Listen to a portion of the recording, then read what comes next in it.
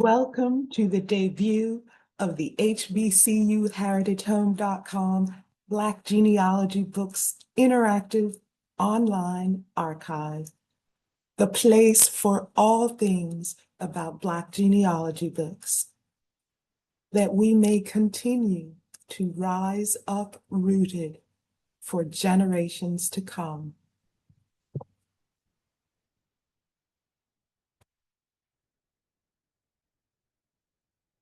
Hello, I'm Pamela E. Foster, the resident expert on Black genealogy books, and I'm honored that you're joining us.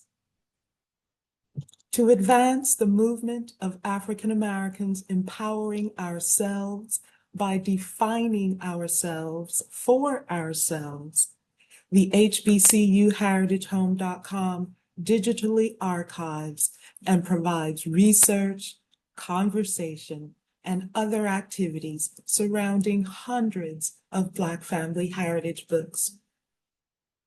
More books are constantly added, with about 1,000 anticipated. Ready to get yours in? We are live today, December 9th, 2025, in time for the 2026 celebrations of America's 250th birthday and Alex Haley's Roots' 50th birthday. You can find our Black Family Heritage Books extravaganza online at hbcuheritagehome.com and WHGE953.com, on air at WHGE 95.3 FM radio in Wilmington, Delaware, and at our related social media sites.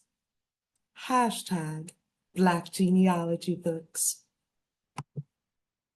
As Delaware is the first state to join the Union, we begin our festivities in the Blue Hen State, celebrating books with Delaware ties.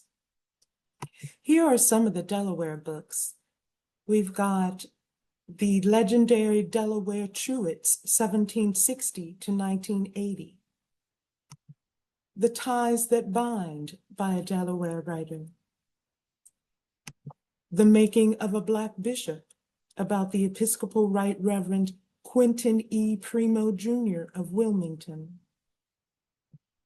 Good Remembrance, which the author worked on in part in Delaware, about her family with strong ties to the state. Reminiscences, edited by Delawarean Thelma Ellen Young Carroll, about her family. The Riggin Family of Delmarva, Volume 2, which depicts multiple African-American Riggin lines. History of the Polk family of Allen, Maryland, about a family with many Delaware members. Some of the Delaware books are peripheral Black family heritage books, such as the genealogical biographies The Carmita May Hall Story, about a Delaware family, and Voice of Descent, about a stalwart man with Delaware family ties. In the collective or community genealogical biography form, there's A History of African Americans of Delaware and Maryland's Eastern Shore, and Delaware by Wilmingtonian Jean D. Nutter. Today, we're talking about the Delaware-based peripheral Black family heritage book titled The Street Bible, written by Holland Ralston Jr. This is an excellent book to house in the Black Genealogy Book Archive because it well represents the genre by amalgamating lessons from home and beyond. The Black family heritage book genre's core is traditional genealogy books that tell stories of multiple generations of families. The genre's outer edges are populated by memoirs, autobiographies, biographies, and other books that accomplish the same intergenerational conveyance of family values that the core genealogies accomplish. In 2023, I conducted the pioneering research on the content of Black genealogy books. Today, I'll highlight the findings of that Black genealogy book content analysis, overview the Street Bible, and lead us into a conversation about this exemplary book. First, Black genealogy books content. 3 themes explain the spiritual, mental, and embodied route Black genealogies take to transport readers to ancestral home. Starting at the bottom, the first theme is the deep roots of heroizing ancestors. The second theme is the deep knowledge of interpreting ancestral records through that hero lens. And the third theme is the deep you or deep self of arriving at ancestral home, full of positive ancestral self-identity. How these themes interact constitutes the agapic agency theory of Black genealogies. As deep roots, deep knowledge, and deep you are the 3 primary themes of Black genealogy books, they are also indeed the themes of the Street Bible. So next, we'll overview the Street Bible before diving into a family conversation about this fascinating book. The Street Bible exhibits ancestral heroism in part through its dedication. There, author Holland Ralston Jr. says in part, "My father used to say to me, 'Son, if I tell you that a mosquito can pull a plow, don't ask me how, hook it up.' My mother used to say to me, 'Son, you don't treat a dog bad,' referring to people, 'because you never know who you might need to give you a drink of water.' These have been the most influential people in my life. My mother was still living at the time of this writing. She was 94 years old.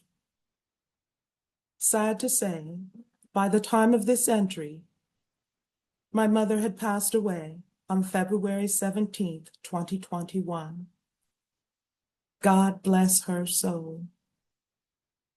My father passed away on December 31st, 1995. May God be pleased with all his good works, and may God continue to bless their souls. Amen. The Street Bible exhibits reading the record through the heroism lens, in part through its photographs section.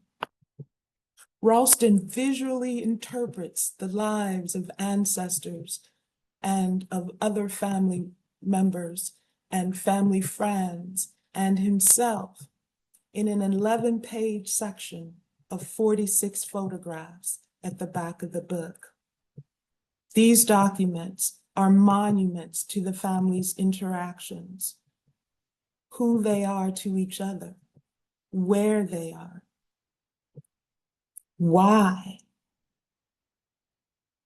what do we remember, and so forth. Several of the photographs are of Ralston.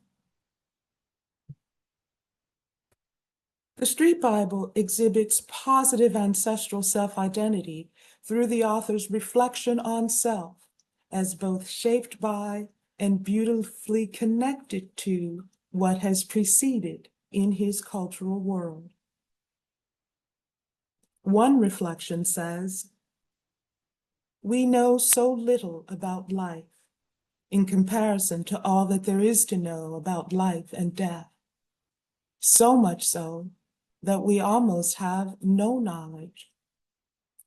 Our individual knowledge is likened to a grain of sand on a beach, a star in the sky, or animals on earth. Our knowledge is so limited that it is a shame. We have very little knowledge of the deep blue sea. We have very little knowledge of outer space. And we have no knowledge of how bones come out of fluid in our very own creation. There is but one God, the God, who is all-knowing, the God who is all-seeing, and the God who created the heavens and the earth and all that is between the two. God is great. God is the greatest. Human beings' duty and responsibility are to strive to learn to obtain more knowledge, even if it takes one to China. It's human beings' obligation and duty to seek knowledge, to educate self, or to put self in an environment to learn and to be taught. But most of all, one has to always remain teachable in order to gain new knowledge. One can really see how intergenerational stories play out in the lives of descendants by scrutinizing how authors and descendants and outsiders write and talk about ancestral wisdom. Street Bible author Holland Ralston Jr. contemplates ancestral wisdom in 589 pages. Ralston, also known as Hanif, Haneef, was born and reared in Wilmington, Delaware. He's been a union organizer and is a paraprofessional in addiction recovery.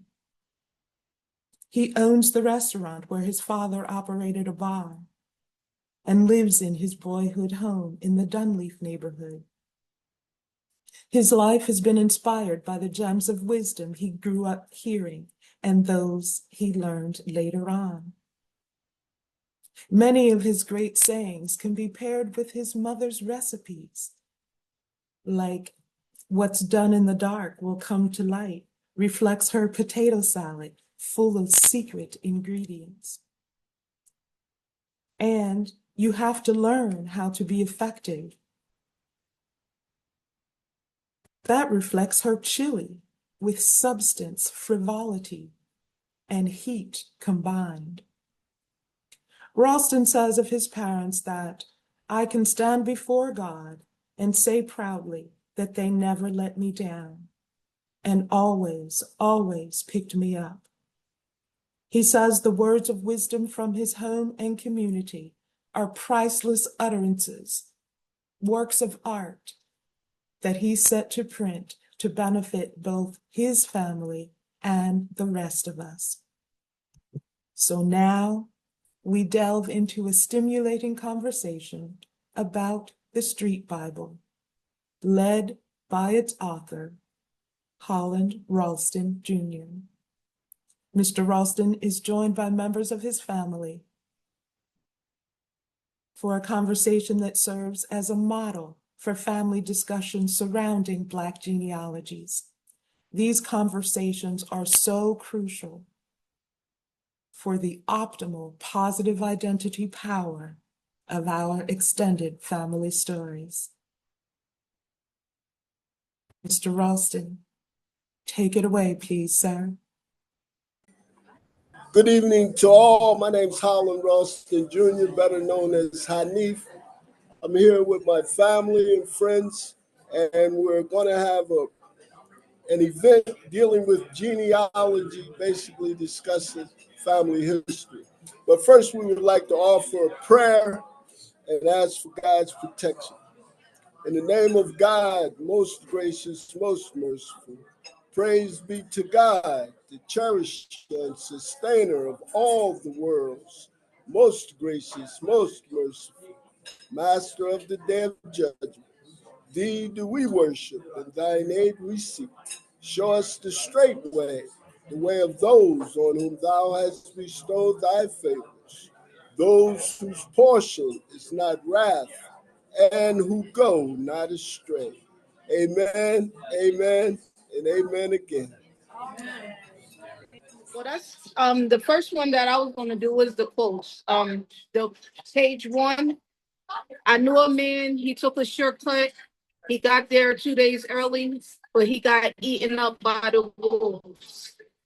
Um, the reason this sticks out is because I remember my dad always saying this to me. As he would say, like insecure about something or something. And I don't remember it being exactly like this. This is my memory. I remember being, you used to talk about a deer having huge antlers that he was proud of, and he would show them off all the time. And he had his legs that he was embarrassed of, and he tried to get away from the wolves or something, and he got antlers that put in the bush. So is this No, that? but that's in the book. Oh, it is in there. Yeah. Okay. Where's that at? Exactly. But what it was it was this deer, he spoke. So he used to walk past the water like a pond, and he could see his reflection in the pond. Wait for you, and you ain't come. But when you did come, like you said, like everything I wanted, I was my grandma said, "I actually had you found me that my red gap coat. Remember that? Got my micro and stuff. So I think you've always been present, and you always talk a lot. You can't go nowhere without learning something. Half of these folks in the world said, but learned a lot. Well, I've always did my best to at least bring y'all around one another. Even when we lived on the street, Charlotte, we said, I was sitting out there barbecuing a couple times in back of the house on 6th Street. So it was a lot of fine memories, like I say. I wasn't the best father, but I was the father because some people don't get anything. And some people have relationship really don't. They cuss their father out, their father cuss them out. They be saying stuff like, I wouldn't pee on you if you was on fire.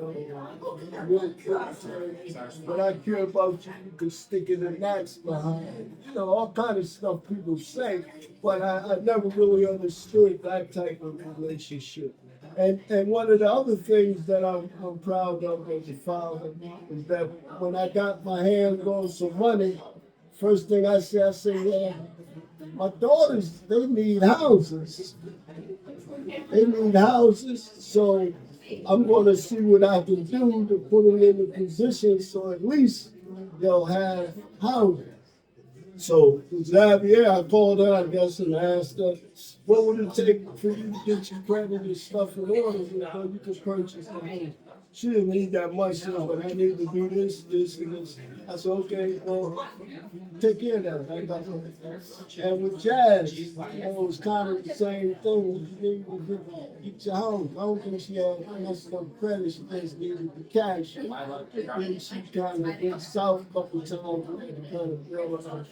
But that's a good thing because really the bottom line is I think it's better to have than to be in a position to give than not to have in the need. So, you know, we're still in the game. And if my invention goes through, I might be millionaires.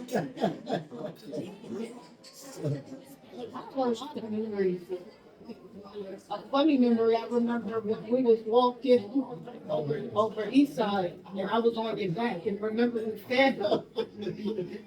Yeah. So that was like the first Going up around the city county building.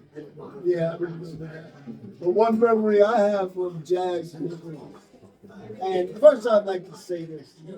You know, coming up, I wasn't the best father in the world. I had addiction problems, and I was just a wild young man in the streets, not really knowing how to be a father. But the one thing that I am proud of is the fact that your mother or your mother never tried to take me to court for child support. And that was because I kept dishing out that money. So I was, even though I wasn't there physically as a father, as a man, monetarily, money wise, I never neglected my responsibility. And in fact, Miss Davis used to tell me all the time, she'd say, Howard, you do better than my boys. You treat your daughter better than my own boys. So, that made me kind of feel, a little better. And I wish I had been a better father, but addiction will not allow you to be the best father that you can be. Plus, when you were born, I was 19 years old. And when you were born, I was probably about 28, something like that. So what I remember about you was one time your mother brought you to the penitentiary to see me, and you came in. You said, Dad, if I was in here, I'd go chink, chink, chink, chink, chink, five in the face. So you said you would get out of there. You would get out of there. But yeah, and I'm proud of my daughters in the fact that, even though I fell short in a lot of areas, they had great mothers. But they had been able to duck many of the traps with life insurance set in front of you. So, that gives me some solace in all of that. Young ladies have become women, and you take care of yourselves. So that's a great thing. Gotcha. So this post says a person should always speak truth to power. And what this means to me is specifically my family of breaking generational curses, which continuously hurt generations after generation. For me, the start of this was my father, who was murdered when I was younger. Oh, for me, it was my father who was murdered when I was younger. Me knowing his story, I decided to go a different path. I went to college and I decided to pick a regular 9 to 5 role instead of, in Black people terms, trapping. What this also means is using my knowledge of self identity and self wisdom to push back against systems that were set to overlook people like me despite professionalism or education. The thought was, if I killed everybody on the earth, it wouldn't bring him back. It wouldn't bring him back. So, I did have revenge in my heart. In every fiber of my body, I had revenge. But then my mother used to say to me, she said, well, boy, if you go out there and do something crazy, well, then who's going to be there to help the kids? Because you're going to be locked up somewhere. So now you can either, kind of do what's right or do something that's stupid.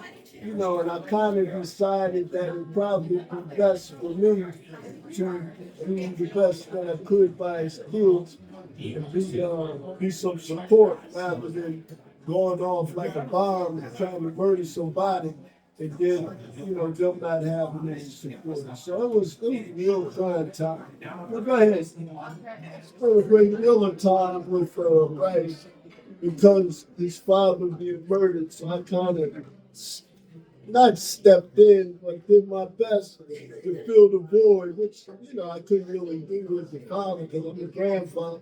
But I did the best that I could to support him and to, taking the practices and all kind of practices, wrestling, football, I guess, yeah, all kind of practices. So that was a good thing, and we established a good relationship. And he's a good listener, so I don't mind dealing with people that listen good Because again, I'm not gonna tell you what was wrong, but not if I can help it. I'm glad y'all are all here, healthy, and that God continue to bless you all. I remember the phone call because I was living in Maryland. He called me and told me what happened. And then I came home the next day. I would say, um, I think that incident was the catalyst for me to reach out and try to form a better relationship with you. Or because I wasn't in there even during the time.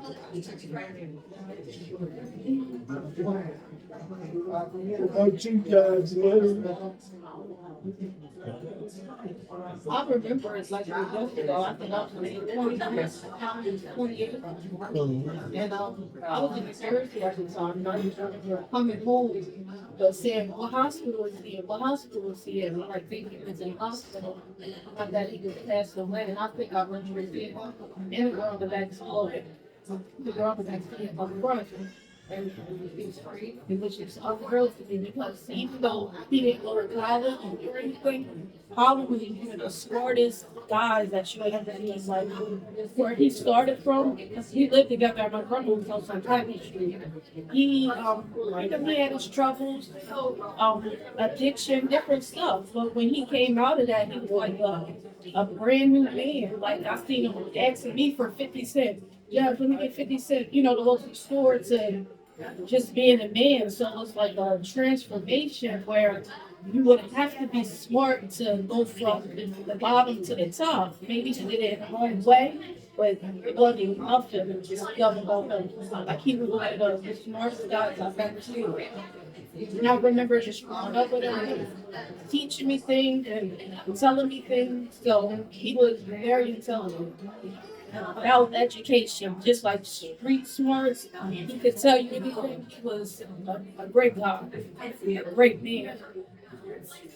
So always remember that. No college, he excelled. Like, he was awesome.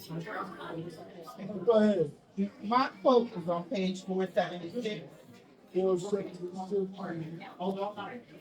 And I guess it honestly ties into what Jazz was just talking about. Because the whole is there's more than one way to skin a cat. And, I mean, there's a lot of quotes and sayings in the book that I've heard in various forms of my life from my grandma on this side, my dad's mom, and my mother. And this one I heard a lot, and I truly believe it.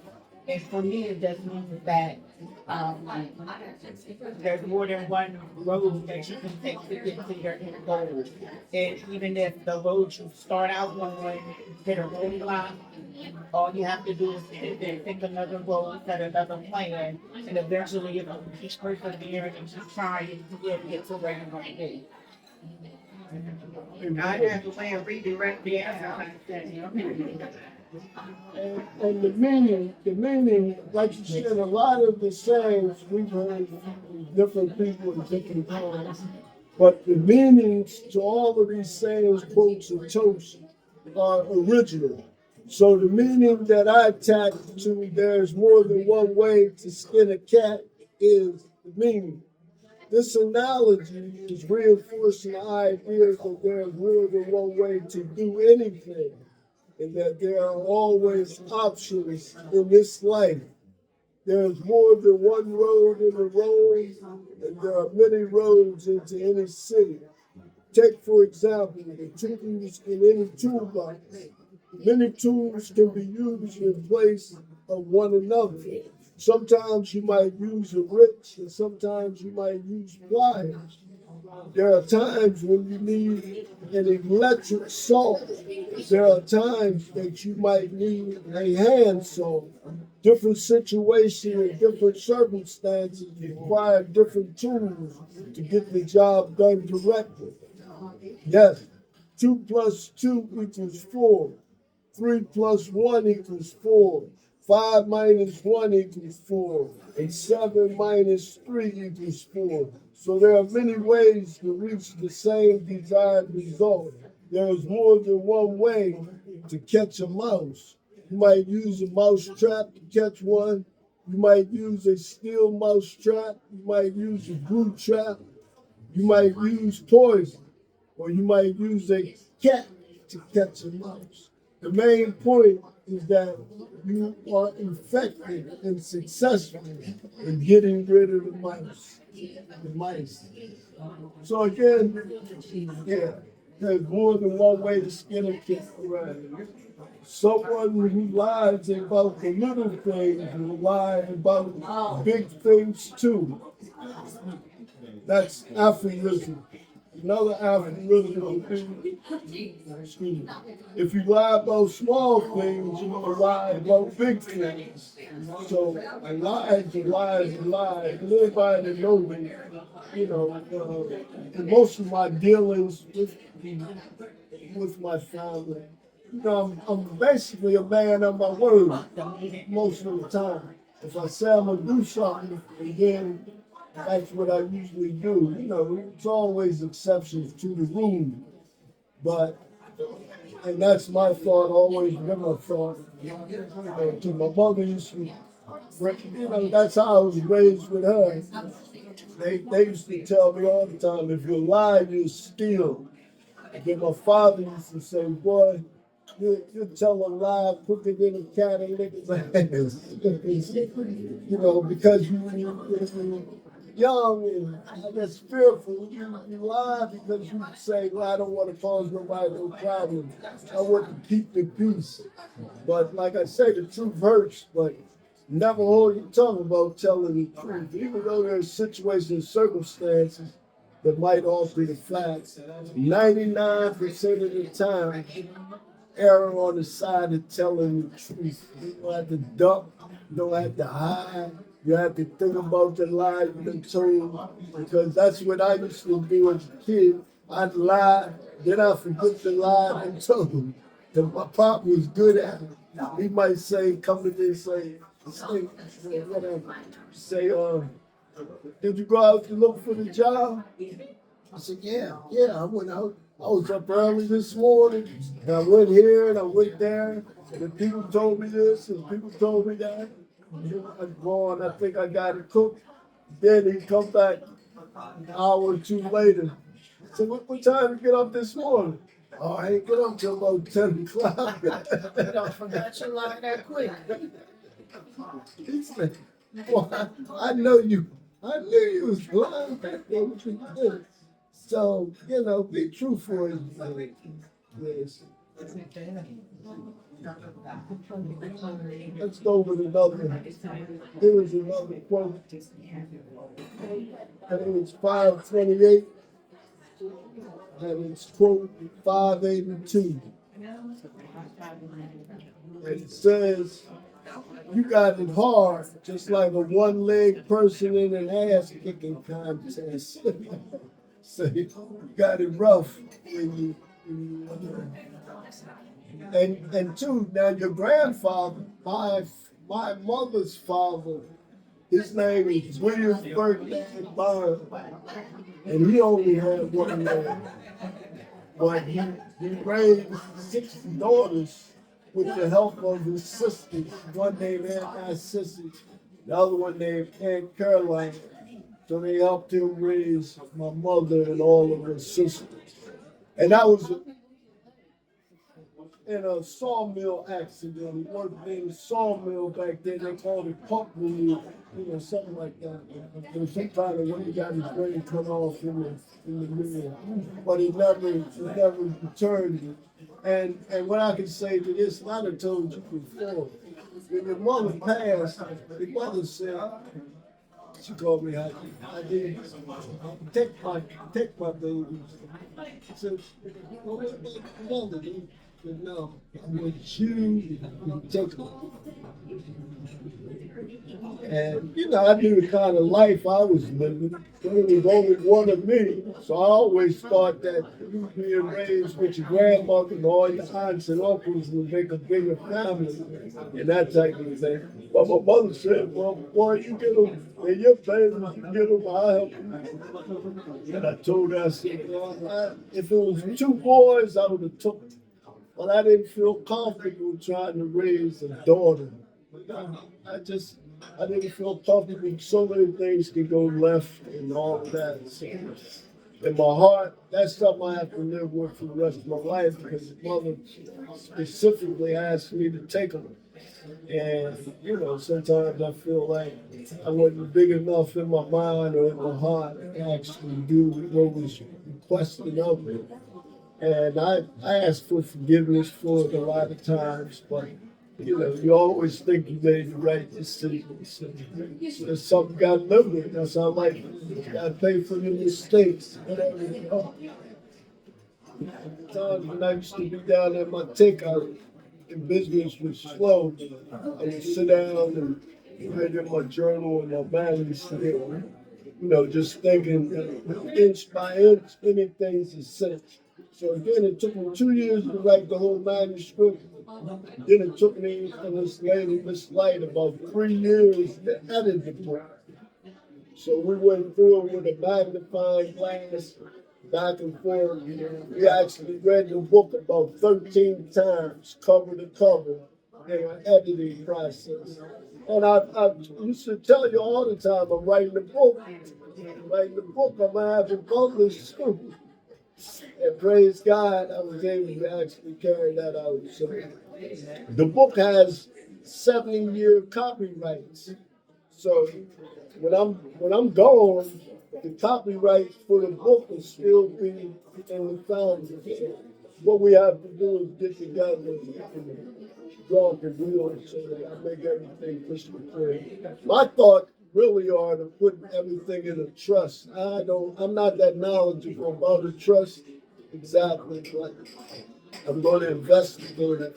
In my mind, trust me, you guys won't be able to sell it. You'll be able to generate wealth and revenue off of the properties, but not sell them. So the one in Dunleavy, you can go down and join over there on Calvin Church, which is a storefront, a restaurant that you got upstairs. You could tear it down and build a whole new joint. There's a lot of things over there. And the property in Dover, basically, I've always committed to letting a second wife have it for her and her family. That's the way I look at it. So we'll have to iron up the little kinks in that thing.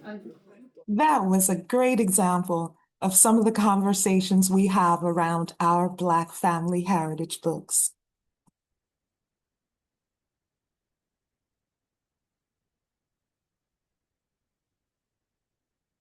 These conversations provide everlasting knowledge and fellowship, and they take place at home, in restaurants, in churches, in community centers, virtually. Anywhere you have a book and a desire for positive ancestral self-identity.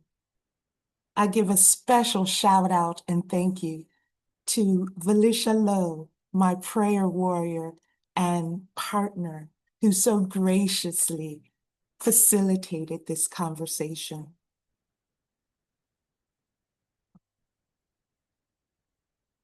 Thank you again also to the Ralston family members who regularly read and discuss their family heritage book, both those participating in conversation in person today and those participating in spirit.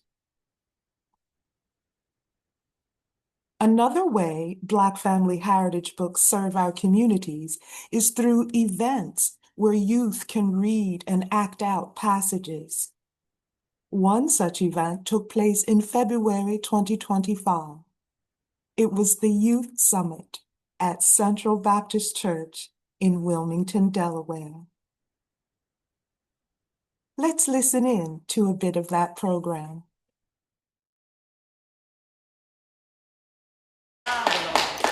Occasion. Welcome, welcome. This afternoon, we will take a look at Holland Ralston's The Street Bible, interpreting, discussing, and role-playing skits, explaining toasts, quotes, and sayings.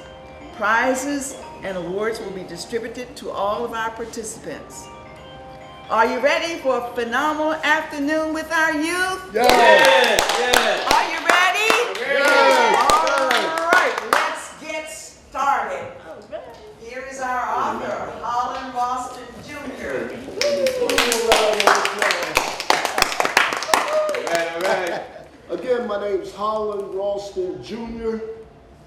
Some people know me as Holland Wingard Jr. Some people know me as Hanif. So they're all representative of the one person, and that's me. Okay.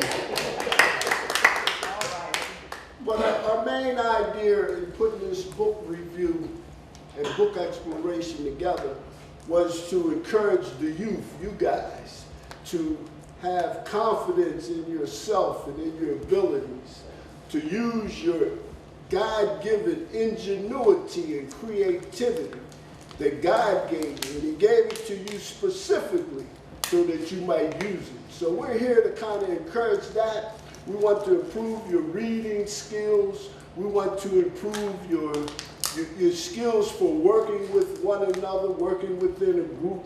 We want to improve your concept of how to present things to a group of people, whereas though you're understood completely. So those are some of the goals that we plan to hit on today. And let me give you a little bit about the book. The book, The Street Bible, which is a beautiful book. It's a large book. My thinking was that it should reflect the actual Bible, the Holy Bible, insofar as the size of, maybe not the content, because we know that there's only one God and His word is supreme. But these words come from me and Miss Light. We sat down and we did this thing here. Now, let me say this. It took about 2 years to write this book. Now, you know you don't do it like 24 hours a day, but it took about 2 years with little breaks here and there to actually write the Street Bible. And then, because I wanted some other eyes on the manuscript or the book, I put it on Facebook. I reached out on Facebook and inquired as to whether or not there were any editors available, any editors in my circle, in my community. And Miss Light responded, basically. She said she's an editor, she's an English professor, have been in the field for 30, 40, 50 years. And so I said, well, she's the right person, no doubt. So after I contacted her, she agreed to work with me. It took us roughly, I'm going to break it down, it took us about 3 years to edit the book. And again, that's off and on. So collectively, it took us about 5 years to bring the idea from a piece of paper to a book. And we worked pretty diligently. But I say this, a lot of times when you do a thing, that's how you want it. You want it your way.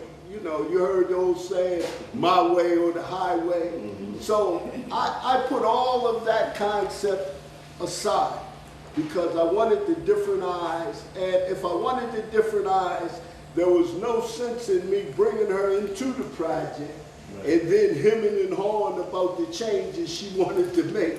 So my concept was, go for it. All the changes that you want to implement, we're going to do it. That's why I have you here. And that's why you agreed. So anyway, we got the book published. And just to be perfectly honest, from the time I started with the book, it was about a $4,000 fee to have the book published. Now, they're supposed to do the press release, they were supposed to do advertisement, they connected me with Barnes & Nobles, they connected me with Amazon.com, they put it in an ebook format. So and they're still working with me because we're going to have the book put in a paperback version, which will be a little less expensive than the hardcover book. Not by much. It seems like it would be, but it's really only like about a $10 difference, I believe. But anyway, let me give you a little more background, because a lot of people ask me, why would you make a book so big, man? Why? I mean, it take me forever to read the book. Okay, so the concept was you don't have to read it all in 1 week, in 1 month. You don't even have to read it in 1 year. Similar to the way that the Bible is studied and practiced, similar. Now, that's the word of God. This is me and Miss Light's word. But you can read a little bit, put it down, read a little more, put it down, that kind of thing. So, and the other factor was, because my concept was to put it in 2 volumes, but the publishing company expressed to me that, well, that would be like paying to get 2 books published. Because it would be volume 1, they would charge you that $4,000. Volume 2, they would charge you that $4,000.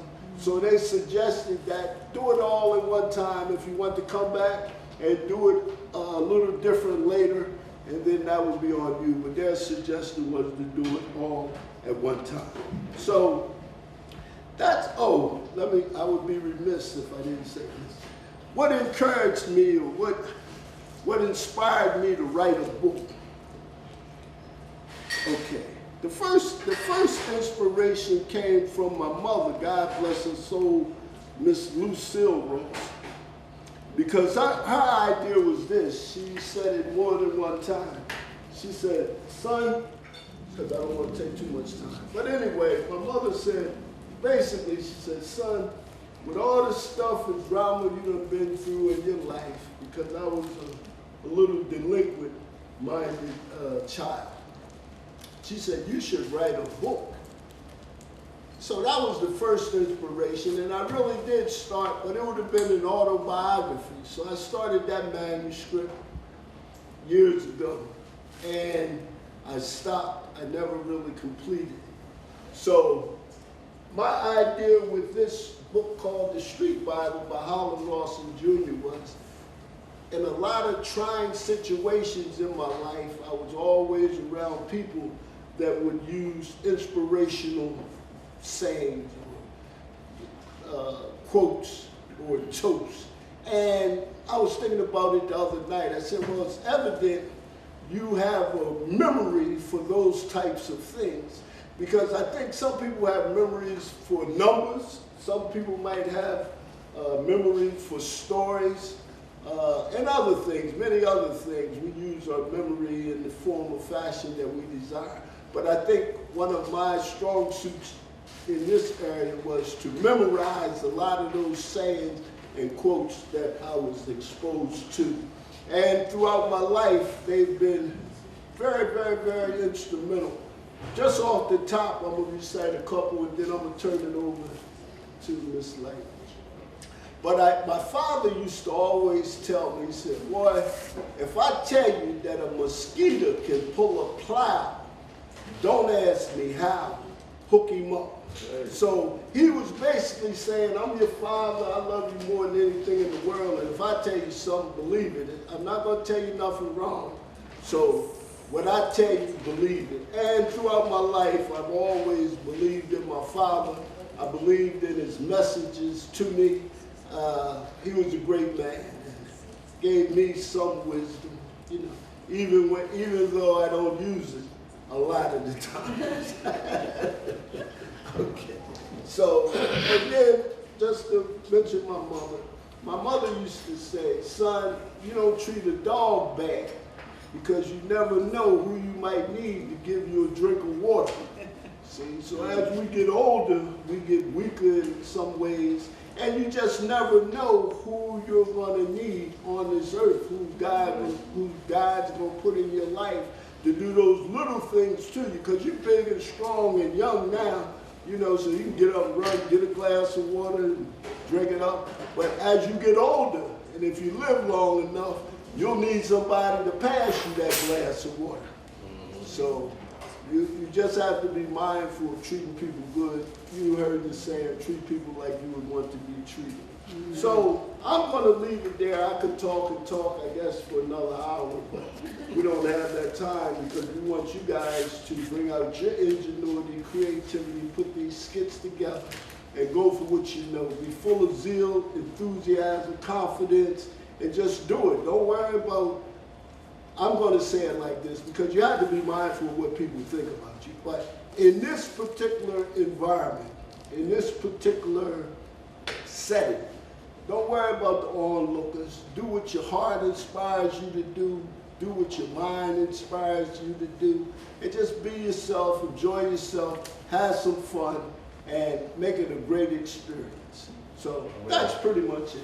Thank you. I'd like to open it up for questions from all of you. Do any of you have any questions for our author, Mr. Ralston? Are there any questions for him at this time? I have a question. Yes. Your inspiration, I don't know if I missed it because we just came in, but what was your inspiration as far as writing the Street Bible? Like, where did the inspiration come from? Okay. Well, I did mention the fact that my mother encouraged me to write a book. She said, boy, all the stuff you've been through in your life, you need to write a book. So that was the biggest motivation. That was years ago. And then, I guess more recently, the idea was to put something on the earth that would memorialize me and the other people who were in the book. So it's a constant reminder that we are great and can do great things. And I think the biggest lesson that was learned by me is taking the book or the concept from point A all the way to point Z and not falling off the wagon, not falling off the horse, not being distracted, but actually to have a plan and to carry it out to fruition was a great thought, and that was a motivating factor just to get it done.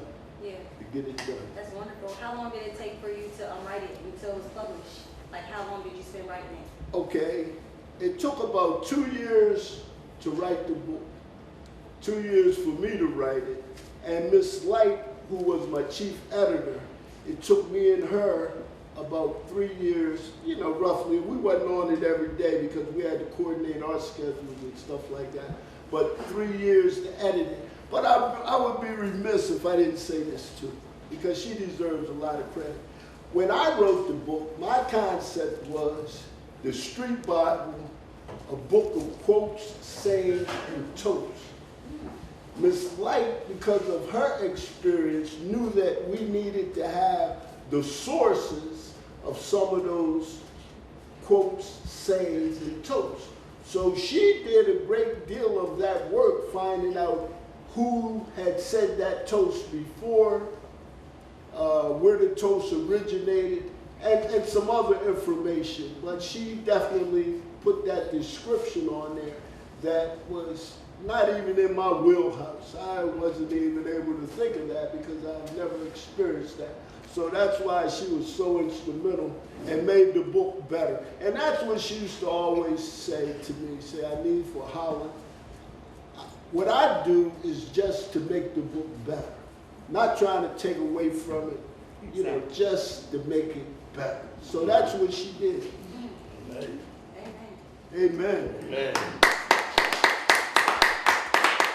Yes, I was wondering if you could, right off the top of your head in the moment, give us an example of one of your greatest accomplishments. In the book or in life? Now. Okay. Okay. Well, I don't know, but I'm going to give you a couple. Some of my greatest accomplishment was to establish a restaurant. Because the restaurant used to be a bar and a liquor store. And my father owned the bar and the liquor store, and I worked there and that type of thing. But my mindset was always this: I want respect. But how can you make people drunk and then expect them to respect you? So I thought that was like an oxymoron or contradictory. So I said, well, I don't want no bar and liquor store because I'm going to be in trouble. I already know my nature and my spirit, and I just can't handle that. So it would be safer and better for me to start a restaurant. So now this is why it was so important, because now imagine the transformation from a bar and a liquor store to a restaurant. So all of those steps in between about the black pipe, the gas line, the hood, the ancestral system, all of these things I had to learn, mostly by trial and error or investigation. So that was probably the greatest accomplishment that I can see, because my mother was a cook. She used to say she's the chef, but she didn't like moving the big pots and stuff because she wasn't a real big woman. So, but she inspired me to start the restaurant, you know. And the only area that I really fell short in was I should have did it 20 years ago. So that was the downfall. I didn't quite get it done as early as I should have. So, and with the book, the greatest accomplishment, again, was to get it published, to work with Miss Light in the process. And, you know, you have to humble yourself sometimes. So most of the time in life, you have to humble yourself to get the best results out of a thing. So my concept for a great deal of my life is you have to learn how to be effective. So that's kind of the key.